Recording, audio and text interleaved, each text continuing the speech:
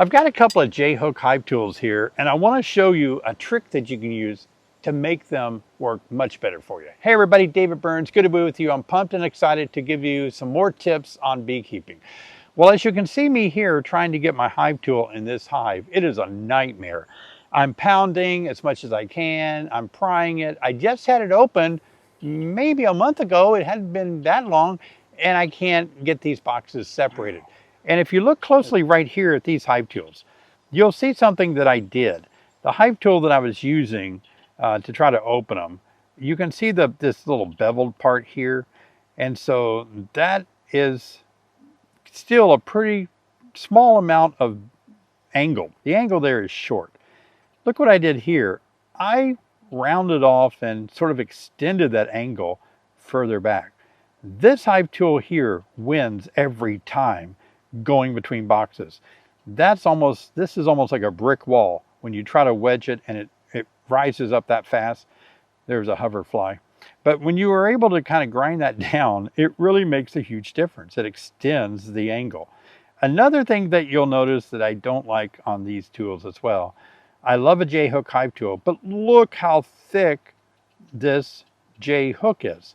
That goes between frames to pry them up. This is where it hits the top bar of a frame.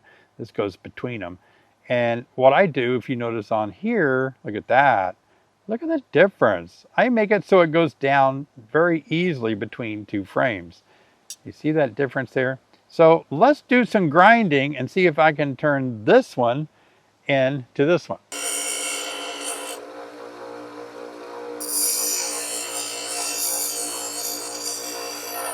I don't really want to do too much with the tip. I think it's thin enough. I want to get this area right there too though.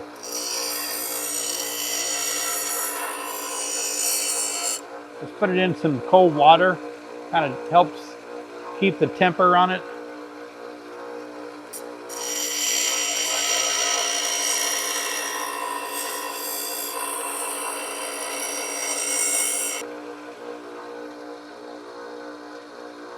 Wow, look at that. That took that angle off, and it's going to make it slide in there much better. Nice. Now let's go ahead and reduce this J-hook so that it's smaller so it can go between frames. Let me get my handle cooled off.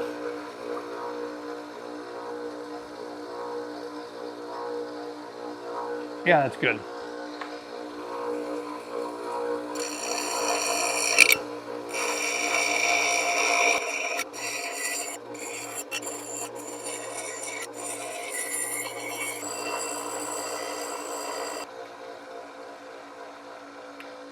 Okay, if you look now, I feel like we have a better hive tool because we've taken off any kind of a sharp angle there. So this is going to slide between boxes a lot better because we've got that distance all the way about to there before it gets to this full thickness. It's going to help a ton. And then here, look at that. Look at that tip. We made it much more narrower.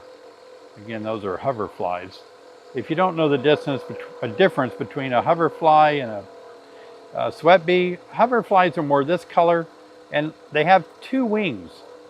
Bees, all bees have 4 wings, but hoverflies have 2 wings. The sweat bees have more of kind of like a metallic look to them. These are more, you can see the fly eyes, but we have so many of these this time of the year.